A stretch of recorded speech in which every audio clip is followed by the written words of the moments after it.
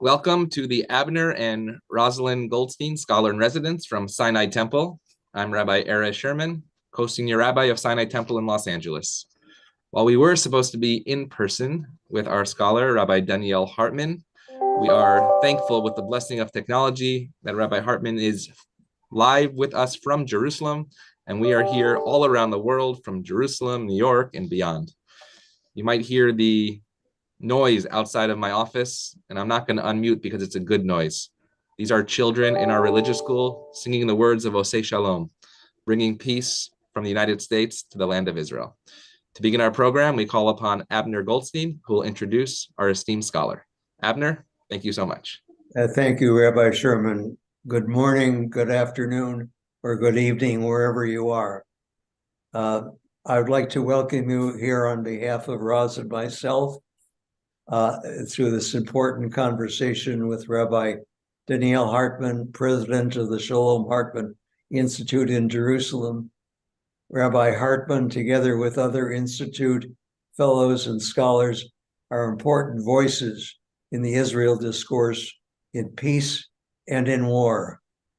Shalom Hartman Institute was founded in 1971 by Donniel's father, David. The Institute is dedicated to furthering pluralistic Jewish thought and education for scholars, for rabbis, for educators, and for Jewish community lay leaders in Israel and now in North America. This morning, as Rabbi Sherman said, was to be the third of 3 lecture series with Rabbi Hartman with us in Los Angeles in person. The conversation that was about to be had was about Rabbi Hartman's new book, Who Are the Jews and Who Can We Become? The horrific events of October 7th upended those plans and many others. It was not a time for Rabbi Hartman to be away from Israel. The Hartman campuses, and traditionally a place for learning, has become instead a place to collect and distribute goods and materials needed throughout the country, and the focus is on Israel at war. We are honored and privileged to have you with us, Rabbi Hartman, to share your thoughts and perspectives in these extremely unprecedented times. Following Rabbi Hartman's remarks, there will be a time for questions and answers with Rabbi Sherman, the co-senior rabbi at Sinai Temple, who you've just met.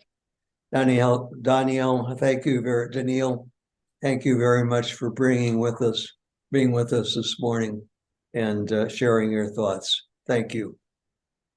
Thank you, Abner Roz. Really nice to be with you, and Rabbi Sherman. It's an honor to be in your shul and to talk with friends. You know, there's so much to say, and so many feelings, so many thoughts. I felt that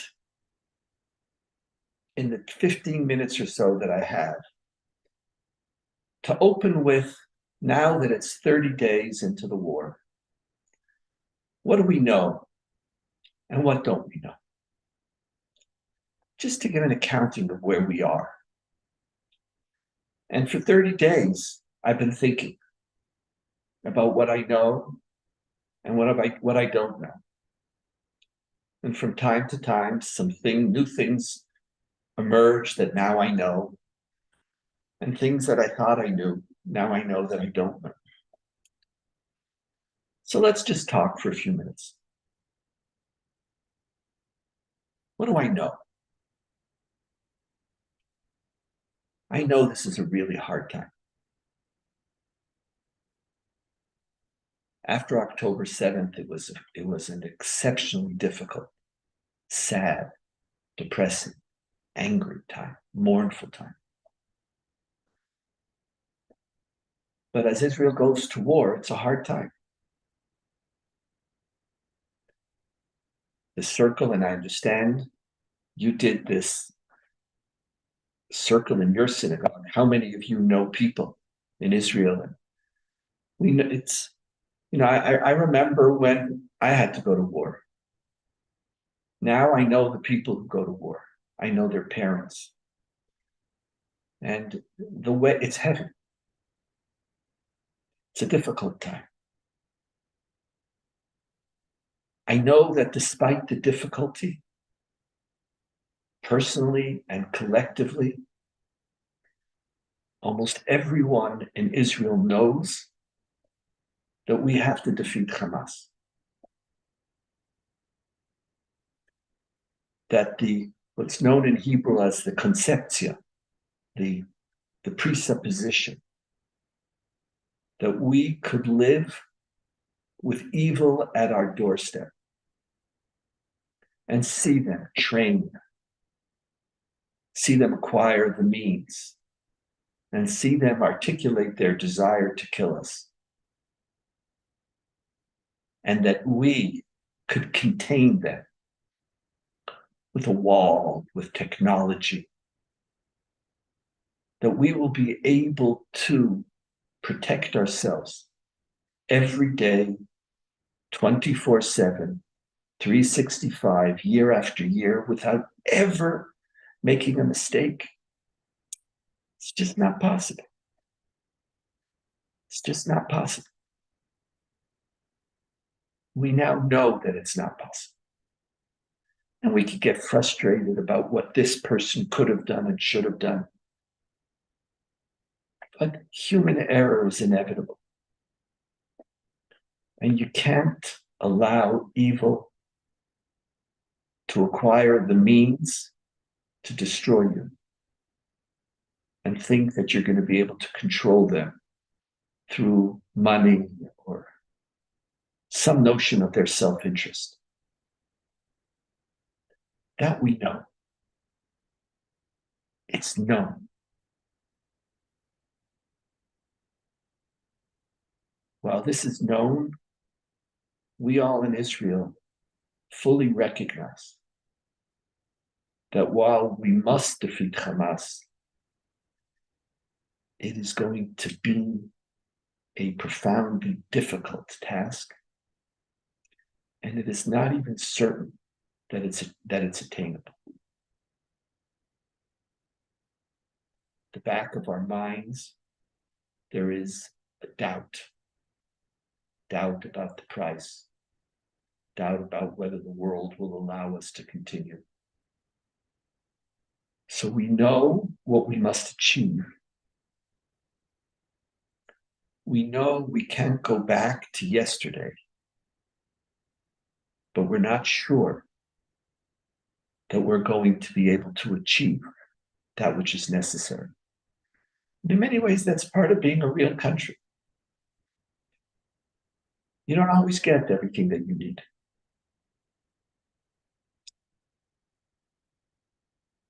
What we don't know is we not only don't know whether success is going to be possible, we also don't know what Gaza will look like the day after. And in many ways, it's understandable. Right now, we're concentrating on stopping an existential threat.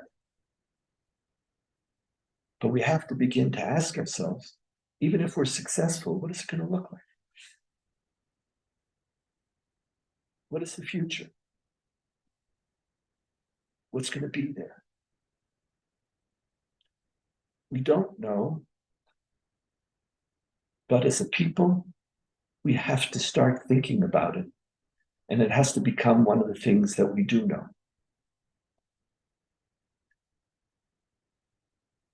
We now also know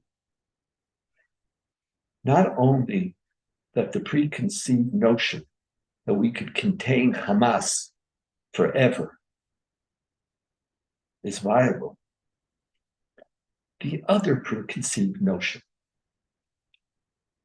that the status quo is sustainable, that we don't have to think about our conflict with the Palestinians. All we need to do is to militarily control it. We now know that that's not going to be possible. Now, there are some in Israel on the far extreme right who say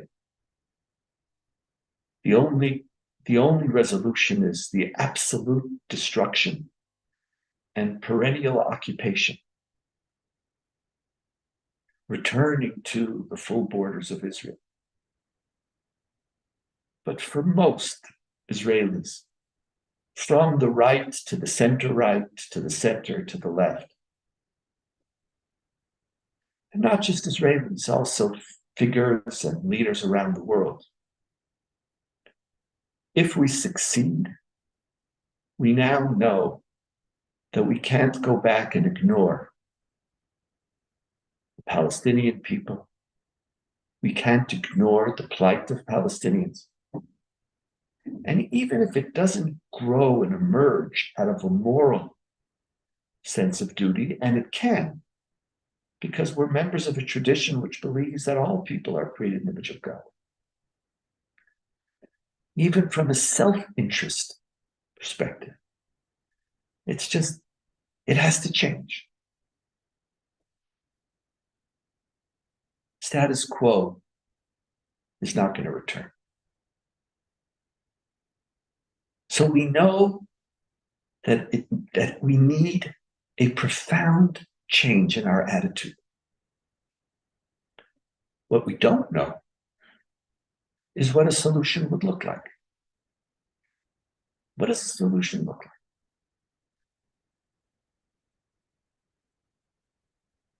Most of us know that it's not going to be a perennial occupation.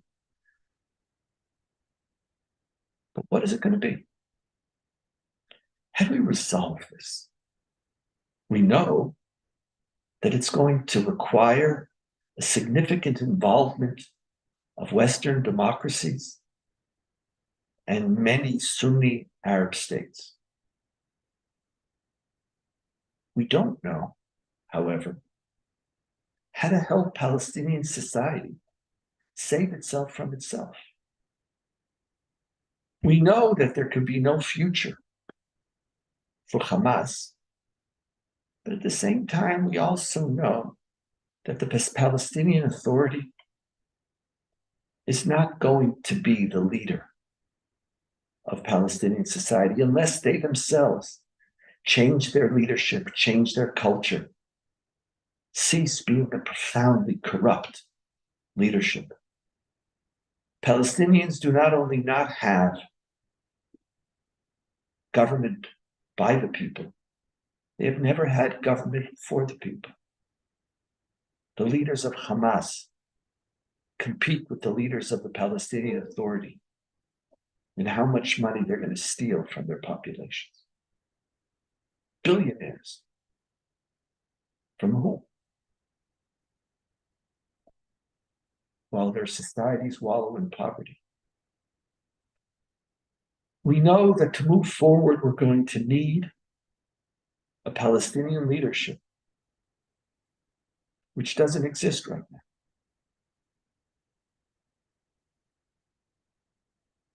We don't know, however, where it's going to come from. We know that the world is going to have to start getting serious.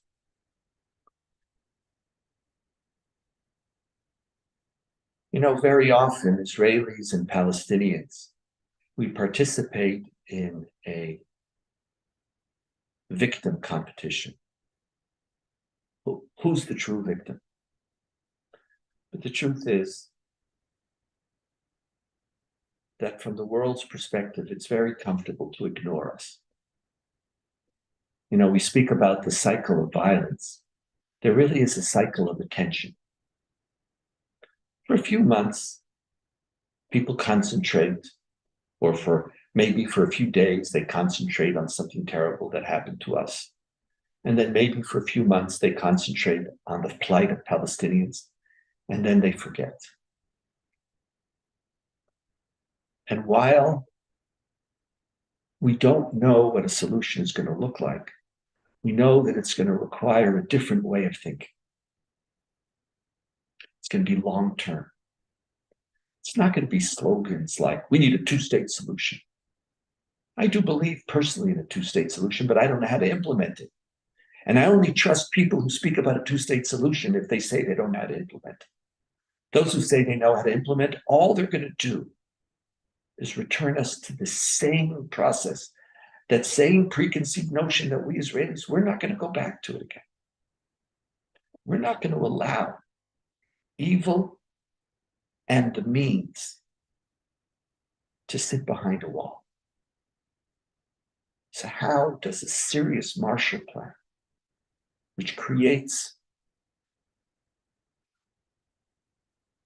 the type of leadership that Palestinians need and deserve, and which is capable of possibly thinking about a different future with Israel, begin to slowly emerge, all the while taking very seriously Israel's security needs. And Israel's security needs aren't going to be protected or taken care of by some United Nations force from Fiji. It's going to have to be based on our own capabilities, as well as serious involvement from the world. It's not about declaring your sympathy. It's not about saying who's the victim. It's about saying that the current status quo needs to change, and it's going to require long-term involvement and thinking. A process that very often has been absent, not just in Israel. The truth is, the world, the cycle of attention for Palestinians is very, very short.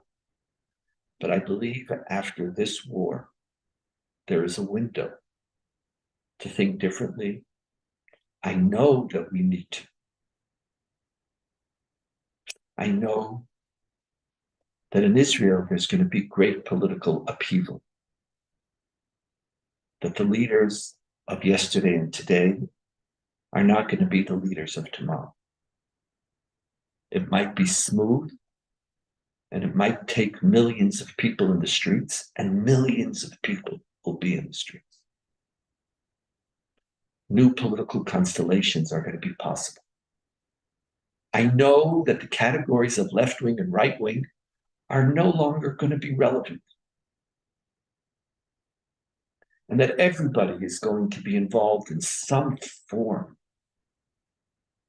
of formulating a new status quo. I knew new coalitions are going to be forged with large majorities capable of making serious differences and serious moves to build a better civil society. I know Israelis no longer think merely about security issues, but they also think about the nature of life within the borders of Israel. I eagerly await our ability to return to the type of conversation that we had right before October 7th. And I know that we will come back to it. What we don't know yet is what is the Torah that we need to provide for Israeli society, which wants to heal itself. How do we build a Torah which is committed to human rights, but which is accompanied by a profound sense of fear and angst? Pre-October 7th, there was a force for democracy and liberalism. How does that now deal with existential fear of a different level? How do we build coalitions between right wing and left wing together? Coalitions which remove completely the notion that one of us is going to win. No, anytime one side wins, our society loses, and Israel, after October 7th, does not want to return to the forces of divisiveness. But how do we train people to do that? Because the politicians will want to speak in divisive language. Their careers are dependent on it. having produced rabbis and teachers and curriculum and social media and discussion and language and leadership, which forges a new language of cooperation, new language of listening to people who disagree with you, listening to voices who have different truths, new ways of connecting and implementing the old Jewish teaching of these and these are the words of the living God.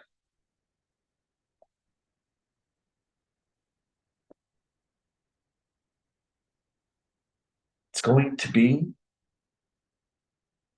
for the next few months, a very, very challenging time for us here in Israel and for you on a different level. But as this war comes to an end, I know that new future and new possibilities await us. And if we build a Torah that enables us to speak a new language of values, a new language of shared society, also a new language of engagement with Israeli Arabs and Palestinians.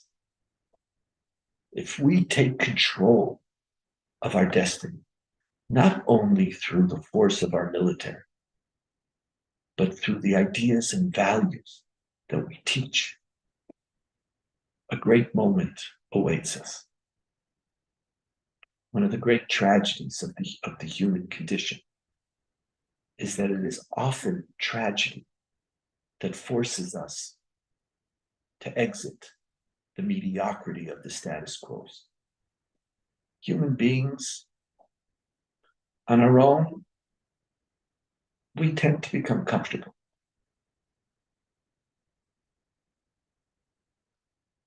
It's a tragedy that we need tragedy to remind us that we can do something better. We've had that tragedy. It'll be a greater tragedy if we waste it. I know this from the history of the Jewish people, is that we don't waste our tragedies, and that great things are yet to come.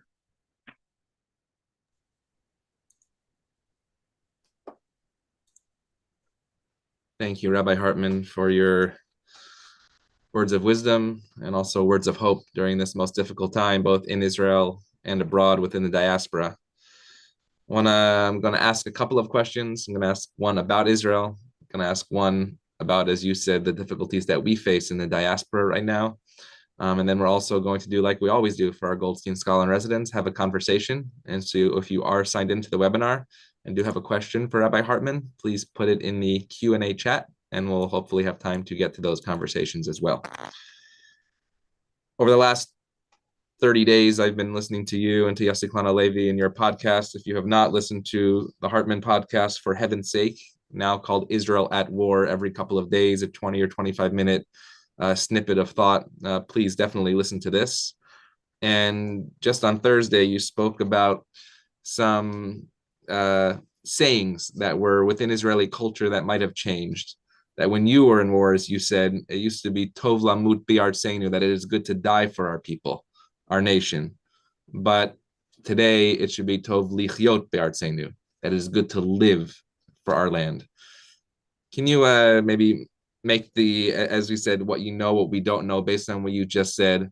How does that paradigm shift go from when you were a soldier to now when your children are soldiers?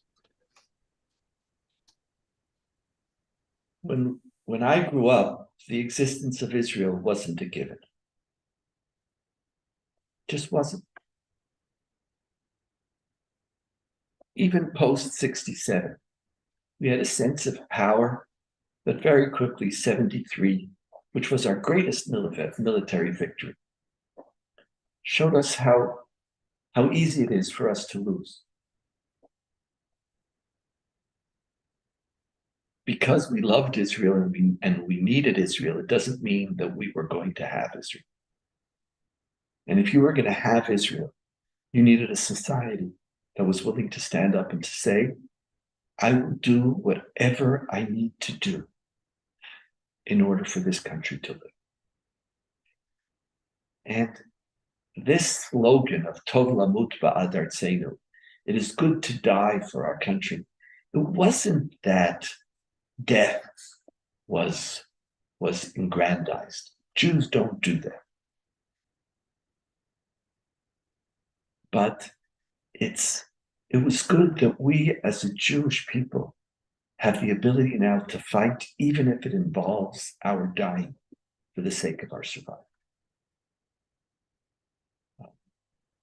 If in the past we died just because of anti-Semitism, now we could die for the sake of our country, and our country will live. But in my own lifetime, we shifted from a precarious existence to being one of the great superpowers of the world. You have to sit on it for a second. We won. The country that the Jewish people around the world and in Israel built, it's one of the most powerful economies, one of the most powerful militaries in the world.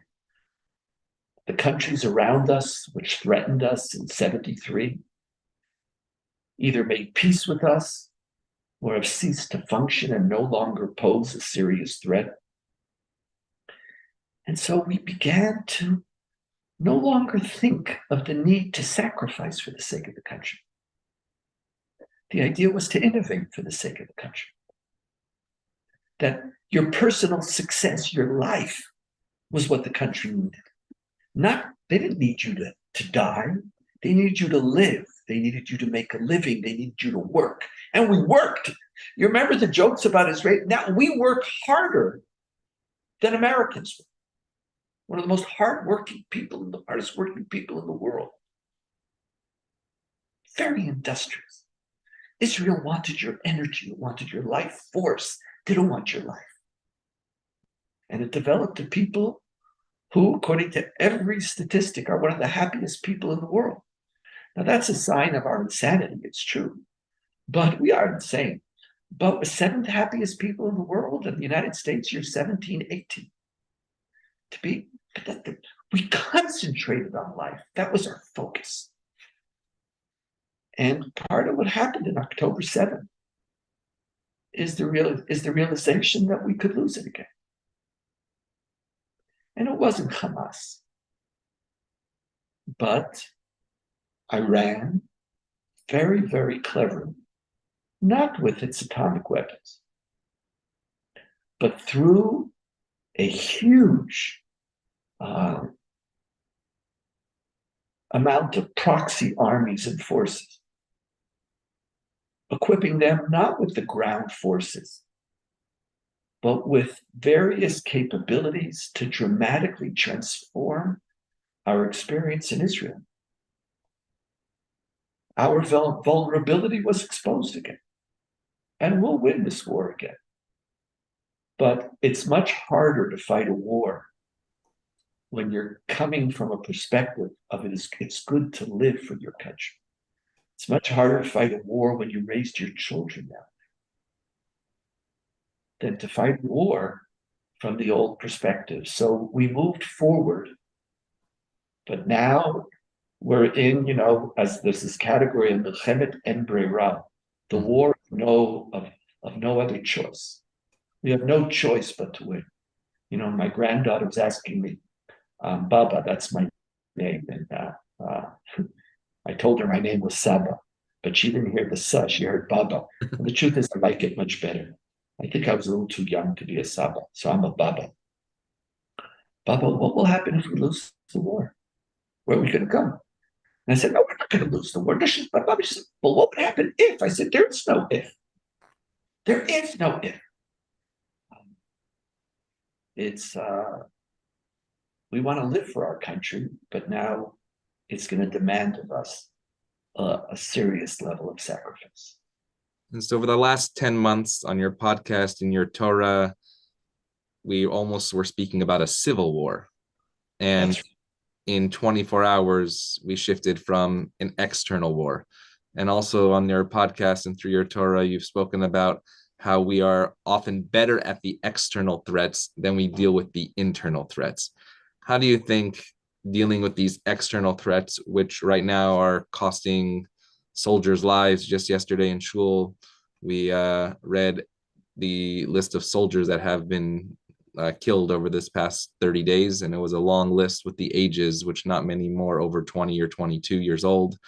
When we do come out of this, do we go right back to the internal, or is there a way to, as you said, not work with the status quo, but take this new Torah forward?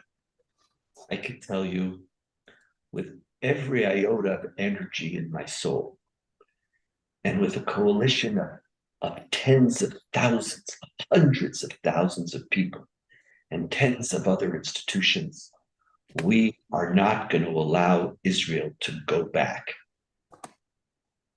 to a social conflict of divisiveness. In many ways, the last 10 months taught Israelis how to deal with our internal threats. A coalition was formed. Wasn't that broad, but a coalition was formed, which said, my Israel is Jewish and democratic. And I don't want to choose anymore between Judaism or democracy. That language is yesterday's language. I'm not going back there. And a coalition was formed. But that coalition started to, instead of wanting to convince the other side, started to feel its own power and wanted to defeat the other side. And this war has reminded us that's not the path for the Jewish people. So my hope is, and I'm telling you, and I see it in the streets, I see it in the families, I see it not from the politicians, I see it from some of them, I do. But I see in the streets all over. We don't want to go back to that place. And so we're going to have to take this national cohesion and now redirect it to build new social contracts, because we don't have healthy social contracts. And listen, I believe it's going to be possible, but it's going to take a lot of work because it's so easy. This is, you want to know another, Rabbi Sherman, one of the other great tragedies. It's actually a great gift of human life is that we forget. I was sitting today at a funeral and of a soldier, beautiful soldier. And the mother had to eulogize her son. And a wife from 2 months had to eulogize her husband. And Rabbi, this as well as I do. When you think about it, like, how does life continue? Mm-hmm. I remember when my brother-in-law was killed. Like, how does life continue? But it does. One of the blessings of the human condition is that we forget a little bit. We don't, but we partially forget. But it's also a tragedy, because then sometimes that which we should remember, we also forget. And then we repeat the same mistakes. I think you and I and everybody who loves Israel has to not only commit itself to Israel's security now, we have to commit ourselves to a new type of discourse about the future of Israel. And when somebody gets up and offers a vision of Israel which does not reflect the best of who we can be, and when someone is willing to cancel huge segments of the Jewish people, when someone calls someone a traitor, when someone uses the word, oh, you're left-wing, or you're liberal, or you're right-wing, or you're a settler, not to just merely declare, but to invalidate who they are, those people will be removed from our conversation. And if we remember that, then great things are possible. So I want to ask one question about the American rabbinate and Jewish leadership here, and then we already have questions coming in, so I want to make sure we have time for conversation. This past High Holy Days, many American rabbis stood on bimas and criticized Israel, specifically the government, but you had people coming, let's say, one day a year to hear a message that was not so pretty about Israel. 10 days later, many rabbis stood up again on their bima, and if you saw and heard, mea culpa, right? Where are our friends that we stood with them? I remember standing on this bima on Yisker of Shmini Atzeret, understanding what was, or not really understanding what was happening, and saying, I always ask people, what was it like on the Yom Kippur War in this synagogue? And now I'll never have to ask that question again. What is the role, specifically because so many American rabbis of all denominations go through the Hartman Institute to get that Torah and bring it back here to our people? What is the role, do you see, of an American diaspora, and I want to say specifically American rabbinate right now, in this role of Israel in the congregation, Israel in America, and ultimately Israel in the world? See, rabbis change their speeches because they should, because reality changed. There are times to criticize, and there's times to stand with Israel. Just like with your family. Love in our tradition sometimes means that I embrace you, and sometimes it means that I tell you that I expect something from you. I'm one of those people who believe, and a lot of people disagree with me. I don't believe a relationship with Israel is possible in the long run if world Jewry, and especially its religious leaders and its rabbis, don't bring their Jewish values and their Jewish expectations to Israel.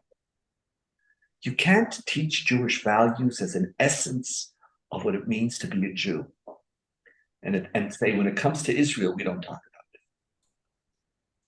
Now, there's a really interesting thing, which is really worthwhile noticing.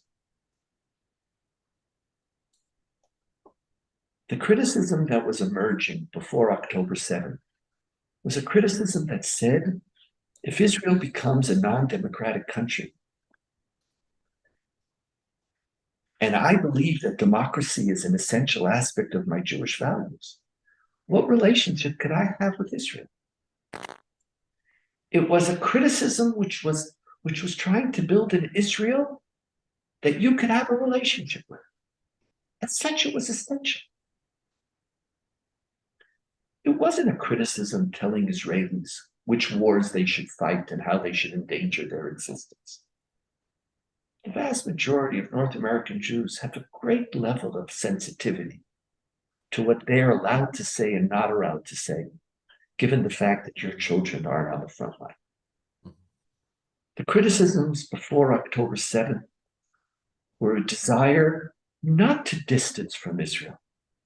It was a desire to fight for an Israel that you could have a relationship with. If Jews don't bring their values to Israel and to Zionism, Zionism is dead. And at the same time, as Jews, when our people are in physical danger, we say Hineni. We say Hineni. And so the rabbis who did both, my Torah to the rabbis is do both. Those who can't say Hineni because of your moral aspirations, you're not criticizing out of love, you're criticizing as an act of distance. Mm. And those who could only say Hineni and never bring their Jewish values are also distancing from Israel. So we need to do both. And the rabbis who do both. And right now is not the time, but in a few months it's going to come. And now is already the time to start talking. Start talking about tomorrow. Talk about it with questions. Don't talk about it with certainty. Israel as a Jewish state is a state that has to represent the best of who we are as Jews. And North American rabbis who are responsible for the quality of Jewish life, whether it is the best, our values, or whether it is our loyalty for each other, have to represent that voice. And so I want to commend those rabbis who changed their speeches. Mm-hmm. And you're going to have to change them back again, because that's the only way you're going to be able to love Israel. And it's the only way there's going to be a future for your grandchildren and grandchildren with Zionism in the state of Israel. So there's a question about, we're talking a lot about tomorrow, but for a moment, we have to talk about today, specifically in dealing with the war for existence. We just had actually Alon Ben-Gurion, David Ben-Gurion's grandson here a few weeks ago, who compared the war of independence to the war of our survival. How do we explain it to the world right now when you said earlier that this cycle of attention, I love that term, I'm just thinking, is a cycle of attention with all the things on campus going to get boring by the time it gets to Thanksgiving and winter break, right? Does it restart again in the second semester?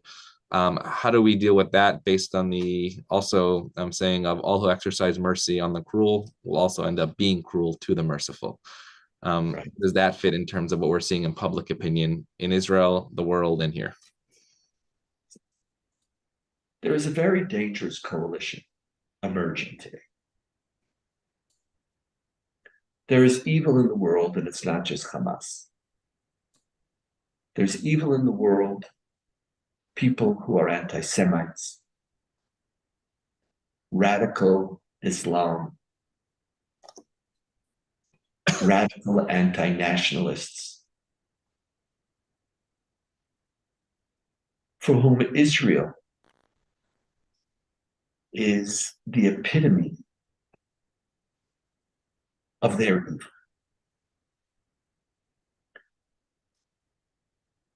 We know them, we've seen them. They're relatively marginal in their political power. And by the way, my friends, there's nothing you're going to say that's going to convince them. Mm-hmm. Stop trying. You're not going.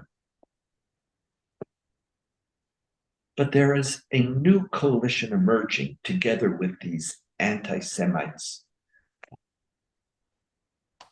radical left. And that is a coalition of the evil together with the foolish.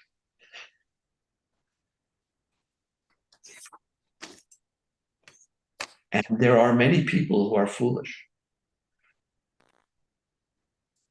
And it's true, wisdom does come with age. And as I get older and older, I like to say that over and over again.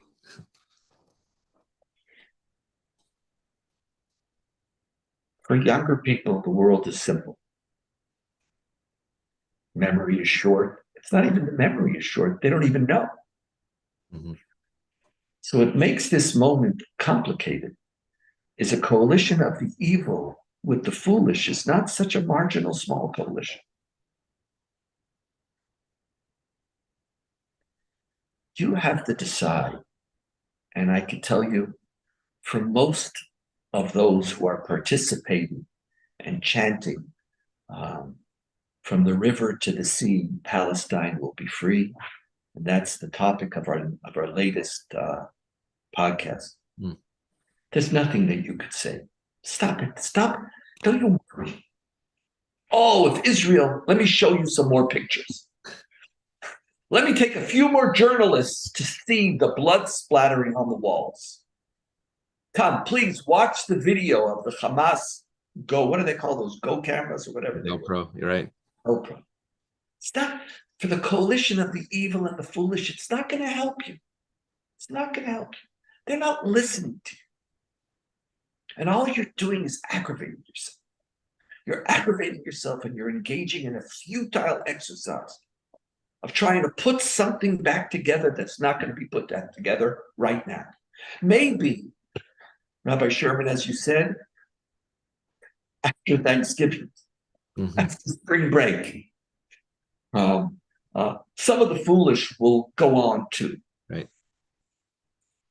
What won't happen is, as I said beforehand, the Palestinian cause is now firmly connected between the evil and the foolish.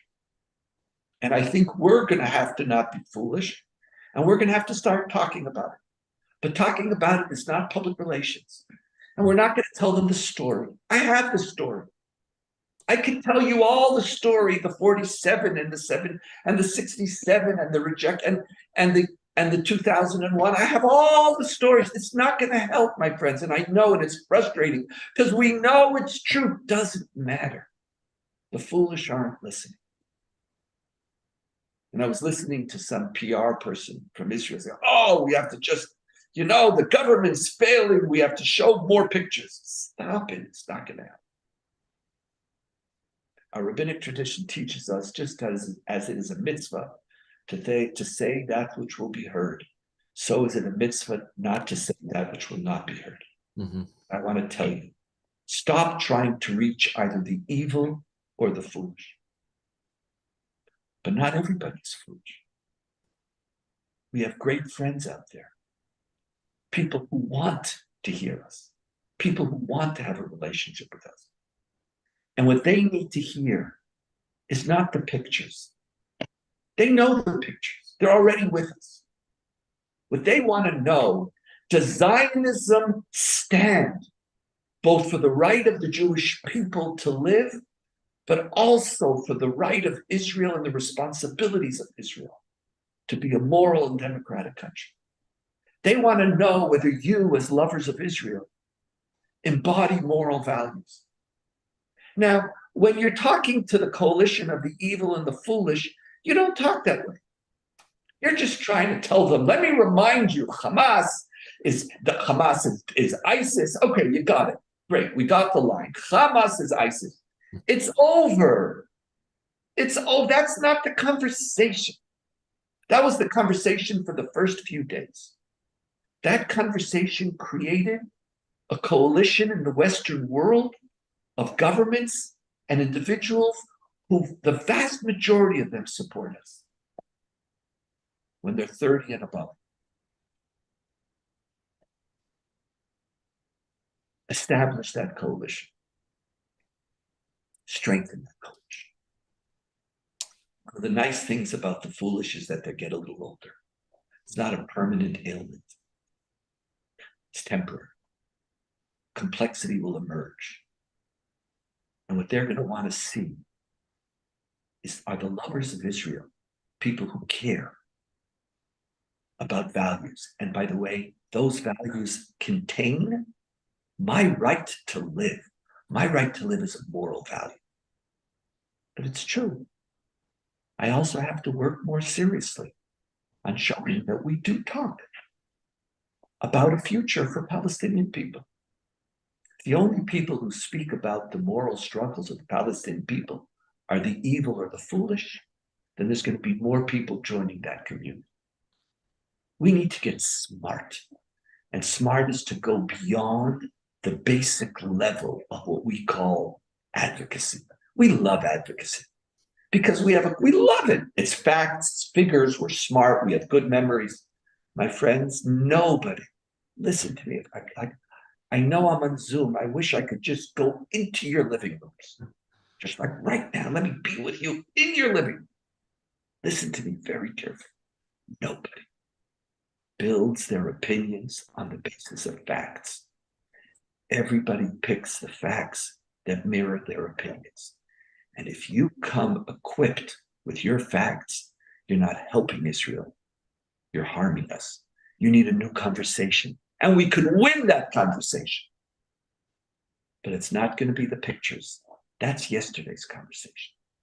It's about winning today and showing that we have a vision for tomorrow. And so a follow-up to the evil and the foolish, because I think that's a brilliant way of looking at what we're seeing, whether it's campuses, etc.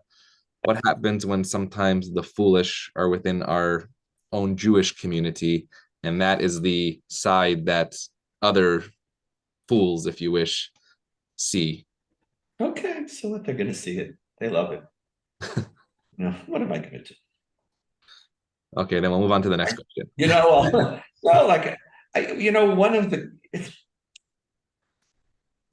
I've worked for many, many years in interfaith work. Mm-hmm. Working with Christians and working with Muslims. And there's a general rule of interfaith work. It's a general principle. It's like the 101 of interfaith etiquette.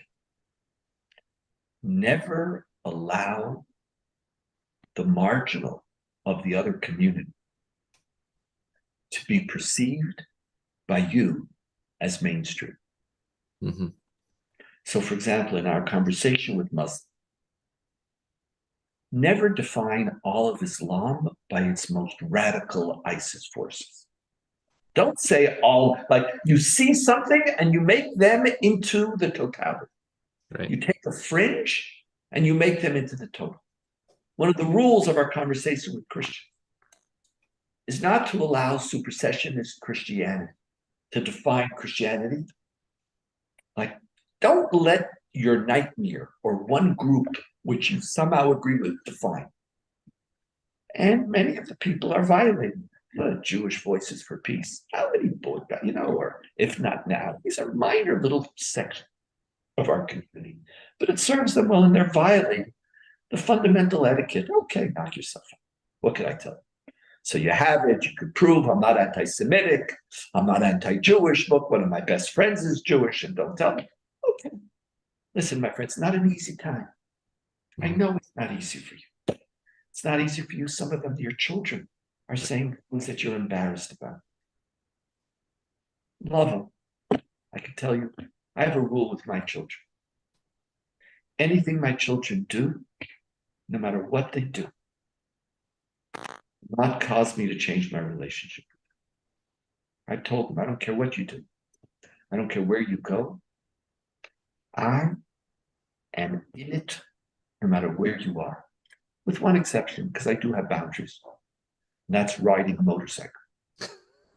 Oh, my kids, you ride a motorcycle that is such a level of you're out. Other than that, I'm with you. Love them. At the end, loving them and keeping them in the conversation creates a possibility for a future. Right. And that future, I'm telling you, will come. It will come. And so somebody asked a question, we've spoken that's sort of about different pockets. We have American, younger, older. We have Israelis who have served, who have now children, the interfaith world. In terms of the Palestinian culture, the question is, we need help from our partners in this area of Egypt and Qatar and United Arab Emirates and so on. Can they change the system of education that teaches children not to hate? And I was just speaking with somebody the other day that said, the child that is growing up in Gaza under the age of 20 only knows Hamas as the ruling party. And so when you literally have that entire lifespan with that, what does that look like for the future? I know that's been a conversation over the many years. We've had Hartman scholars actually speak about that here at Sinai Temple. What does that look like going forward based on these events on October 7th? It's absolutely correct. It's we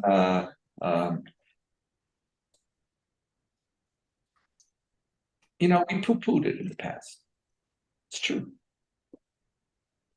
See, we wanted solutions, and we don't want to listen to any of the problems that didn't allow us the solutions that were convenient. And we were wrong. Donniel Hartman was wrong. And someone says, oh, you're changing your mind. I say, I hope so. When I'm proven wrong, I stand up and say, I was wrong. Chatati. And I think all of us allowed Palestinian society to be a dysfunctional, corrupt society. And we said, we don't care as long as we have a good wall. And as long as we have machine guns on this wall and drones, and we have some people looking with joysticks and cameras, and, plague on all your houses, you build whatever hell you want. You can have as many diseases as you want. Just don't touch me. And we learned that you can't do that. And you're absolutely right. Like you ask, how is it that somebody, a human being, could act the way they acted on October 7th? There's a context. But it's not only the context that Guterres said it was of the occupation. The real context was Palestinian education. When you are raised to learn that a Jew is not a human being, then of course you can have people who can go and slaughter Jews, because you're not slaughtering human beings. That's part of the context, is the evil and the moral depravity that we've allowed to grow in Palestinian society. And part of and by the way, it also exists in Egypt and in Jordan. It's not like, let's be clear, it's far and wide, far and wide. And we always talk about the economic interests. Let's talk about economic interests. It's not going to work. And when we talk about being serious about tomorrow and putting in place serious government, part of what we're talking about is creating both a leadership for the sake of Palestinians and a leadership who understands that you have to bring the Palestinian society into the 21st century. Mm-hmm. And there aren't many Arab countries who have done that. So whose responsibility is that? That's at the end, that's going to be the decision of the Western world and the Gulf states. Mm-hmm. Like if they're going to get there, we're not going to be able to do it. And if they don't do it, then frankly, Donniel Hartman, the leftist, is going to be for occupying Gaza. You want me to get out of Gaza? You want me to get out of Gaza? I don't want to be in Gaza. Mm-hmm. You want me? I care. I yearn for a Palestinian state. I want the Palestinians to have a state just like I have one, but only on condition that I could live side by side with that state. So now we know that there are all the lies that we allowed ourselves to say for the sake of peace. Oh, don't worry, poo-poo, don't worry, it'll be fine. Don't worry, people who have an economic future will overcome their evil. That's what it is. It's all about it. It's not. It's also about ideology. And the battlefield will be in the schools, and the battlefield will be in the mosques. And unless society wants to change, that danger will rise over and again. And we Israelis are going to do everything in our power not to allow that to happen again. And so I want to go to your book, which we were supposed to hand out today. And I know it will happen shortly as well, because it's an amazing book. And I think a lot of the themes that are in there are really about today that we probably didn't even know we were going to be speaking about. The title of the book, Who Are the Jews and Who Can We Become? Is it for sale already? I just want to make sure we get a plug for the book. Yeah, it is for sale, but I decided to ignore. It's as if the fact that it's for sale, I'm going to do a book launch after the war. Right. I have other things to talk about. And, frankly, I'm one of those authors. I love my book, but it's just a book. It's just a book, but it's important. Actually, I put it down when we realized that we were going to reschedule, but the first part that I did read, I think really focuses on, because a lot of these questions that are coming in are, who are we and who can we become? And we keep talking about the day after and what will be tomorrow. And you speak about the difference between the Genesis Jew and the Exodus Jew. Put yourself in the author role of writing that, and then take that, if you had to maybe rewrite this book on October 8th, the Genesis and the Exodus Jew, does that paradigm stay the same? First I'm smiling, Rabbi Sherman. I thank you, because my mind hasn't been on my book for quite a while. You write a book, you're waiting for it to come out, you're all excited, and then, something bigger and more important came up. But the core idea of the book is that Jewish identity, who are the Jews, is a deep tension between Judaism as a modality of being and Judaism as a responsibility to become. Mm-hmm. That Judaism is about that I am a Jew, regardless of what I do and what I believe, and that I have a loyalty to my people. And that the second part of that story is Judaism is about a challenge to be a kingdom of priests and a holy nation.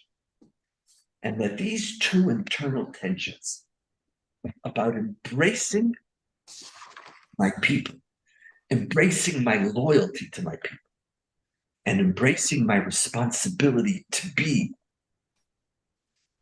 a remarkable people and a force for good, that is the Jewish story. And I tell it however I tell it. And the only thing that would change would be the examples of the second part of the book. I speak about Gaza, but I could not have imagined October 7th. But at the end of the day, it all comes down to the same thing. We Jews, I speak about there's also a Zionism of being and a Zionism of becoming. And Genesis Zionism, Exodus Zionism. That as Zionists and as Jews, we have a right to be. We have a right to be safe in our home. We have a right and a responsibility to take care of ourselves. But at the same time, there's also an Exodus Zionism. So right now, on what's today's date? I don't even know. November 5th. November 5th. We're in the midst of the fight for our being. Mm-hmm. And we have to do it. And we have to do it well. And our soldiers who are on the front lines are going to be paying horrific prices. You don't want to be a soldier in Gaza. There is no terrain more difficult than Gaza for a soldier to be in. And we have to look out for our soldiers. And frankly, Rabbi Sherman, we have to win. The Judaism of being mandates us to win. Gives us not only the right, but also the responsibility to win. But we have to start talking about also, right now, quietly, who do we want to become? Rabbi Sherman, you know. Asked me a year ago, what was I thinking about Gaza? The answer was, I don't think about Gaza. Mm-hmm. Asked me, I did think about Judea and Samaria, but I stopped and said, we have no partners for peace, and that's where I stopped. I said, I know we need peace. I want peace, but we offered and they said no. So in the book I write, we offered and they said no. So offer again and again. Never offer anything that will endanger your right to be, but never stop aspiring to become. Mm-hmm. And I think the consequences are in many ways the challenges of this war is there's going to be Jews who are going to be so filled with hatred, vengeance, and for good reasons. Listen, I have workers who they're just, it's just when your life is so threatened, it shrinks your vision, and it's so easy for it to shrink the vision. But that's what we rabbis, we're responsible for also for the Judaism and the Zionism of becoming. And we have to ask ourselves in the long run, what do we want to do tomorrow after we defeat Hamas? What do we want to do? Do we want to just claim that we have no responsibilities? And I want to tell you, we spoke about public relations. We spoke about the young generation.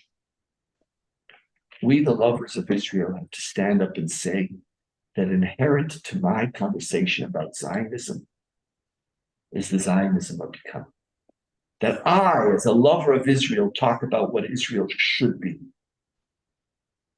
And that the moral conversation about Israel should not be the sole domain of if not now, and of Jews. What is it? Jewish Voices for Peace. What is it? That's what JVP.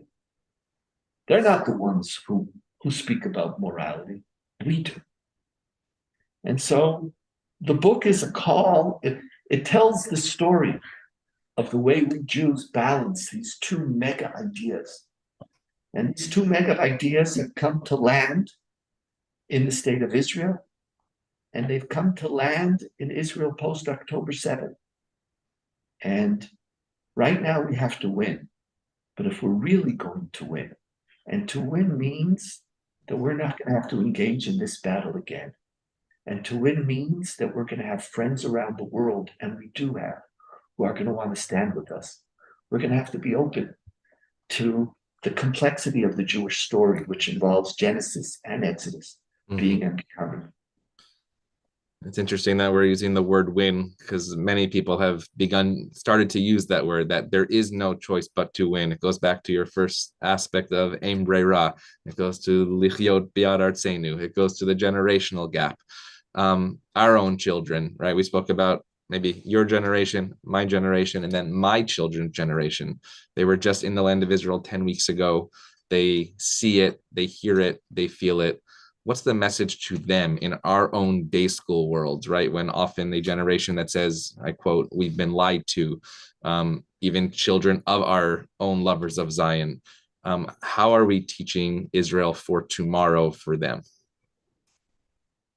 We have to teach it better. We have to remember that to teach Zionism is not to teach advocacy. To teach Zionism is not to teach facts. To teach Zionism is not to teach that the Palestinians are morally depraved. To teach Zionism is to teach us a Zionism that represents the best of who the Jewish people are.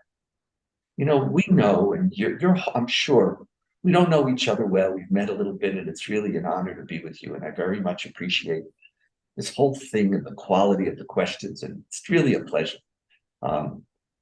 We know, and I'm sure this is the essence of everything that you do, is that the next generation of Jews, your children and their generation, don't have to be Jews. Jews are now called Jews by choice. When I was growing up, Jews by choice was a word for converts. Mm-hmm. Today, everybody has to choose to be Jewish. And you only choose to be Jewish if Judaism makes your life more meaningful, adds something to your life. And that's the way we teach Judaism. But that's also the way we have to teach Zionism. Right. We're going to guilt people into Zionism. We're not going to fact and figure them into some mathematical equation about the necessity of Zionism. Zionism has to also compete in an open marketplace of ideas, and it can. But part of the way it does that is when we, the lovers of Israel, talk that way. So when you talk to your children, I want to win, but I want to win. Part of winning is having a Zionism that competes, that's open, that's exciting, that's vibrant. That's not a Zionism of advocacy. It's a Zionism of imagination. And so based on that imagination, I want to, as I ask the last question, the last question will be, give you a moment to think, the word of Torah that you want to leave us on. But before we have that, I want to thank Abner and Roz Goldstine for this Abner and Roz Goldstine Scholar in Residence. I know very soon, God willing, you will be here for that Shabbat at Sinai Temple in Los Angeles with the Inshallah, as we say in our tradition. Exactly, not jumping through our computer, but actually shaking our hands as we walk around with the Torah in the Ziegler Sanctuary.